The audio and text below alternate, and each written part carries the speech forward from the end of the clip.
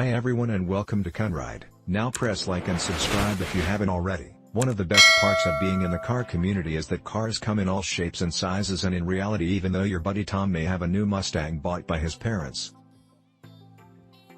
you may charge your car more, which is infinitely more valuable than a price tag, because whether you're buying a project car, it's your first car, or upgrading from a beater, you can find an awesome mix of performance and practicality at the $5,000 price point. And we do want to preface that the cars we've mentioned are realistic cars. We've seen so many articles saying, you can buy this 1997 Porsche Boxer, but why would you do that? We'll start with the Hondas, because at this price range you can find a plethora of amazing cars. So we'll start with a 5th gen Honda Prelude introduced in 1997. The 5th generation would only stay in production until 2001. 200 horsepower, 156 torque, which may not seem like a lot of power, but do recall that these figures are very comparable to a 2015 Civic C, which is 15 years new or so. Combine that with the 2,900 pound curb weight, 0 to 60 in 7 seconds, and a 5-speed manual. This car is a blast to drive, and if you can look out for the Type SH model, which boasted a range of extra goodies including its aka active torque transfer system, and the Prelude also came standard with modern amenities,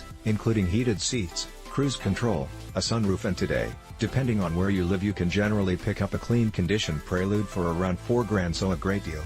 Next we have another Honda, which is the RSX Type S, and this car is not only absolute boss to drive, but depending on the mileage and condition, I've been seeing the price on these guys go up. And just like the Prelude, the RSX had a 2-liter 200 horsepower engine that produced 142 torque. It had a newly introduced 6-speed transmission and could go 0 to 60 in a very impressive 6.7 seconds. Now, if you can't find a Type S in your area, you can get a base model RSX, but it does have significantly less power with only 155 horsepower. Still a fantastic car, but the Type S has some pretty big benefits, and honestly, if you're getting into cars or perhaps upgrading to a new ride, the RSX Type S is probably the #1 car on our list.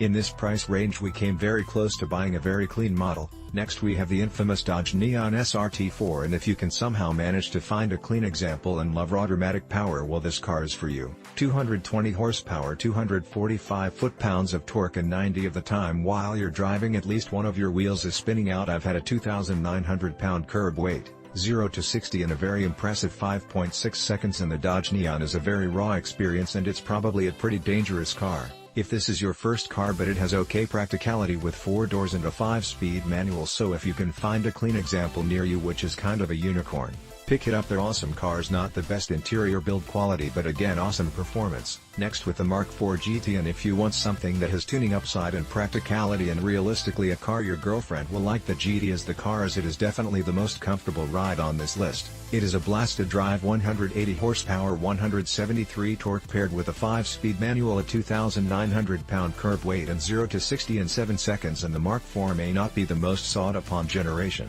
but it is still a great car combined with a hatchback that really boosts practicality, and this same argument minus the hatch can also be applied to the 1.8T Jetta, which is also a great option. Next we have one of the most underappreciated cars of the 2000s, the Cobalt SS Supercharged, and this car received no love. Now the look is pretty polarizing, some people love it, some people despise it, but if you don't ever plan on owning a Hellcat, a supercharger is a really cool experience. 205 horsepower, 200 torque, 0 to 60 in approximately 6.7 seconds, and you can find a clean example for well under $5,000. And I will say, from my owner's perspective, this car was really fun to drive in a straight line and made some awesome noise, especially if you got a cold air intake. Next we have a 4th generation Mustang GT, more specifically the 1994 to 1998 model, but the Mustang is hands down the most powerful car on this list. 285 horsepower, 215 torque, 0 to 60 in 6.5 seconds, and of course a great sounding V8 engine. Now if you need a 4-door, or this is the only car and it snows where you live, I don't recommend it, but if you live in a warm climate and want that V8 experience, the Mustang GT is the perfect car for you, as it's a blast to drive,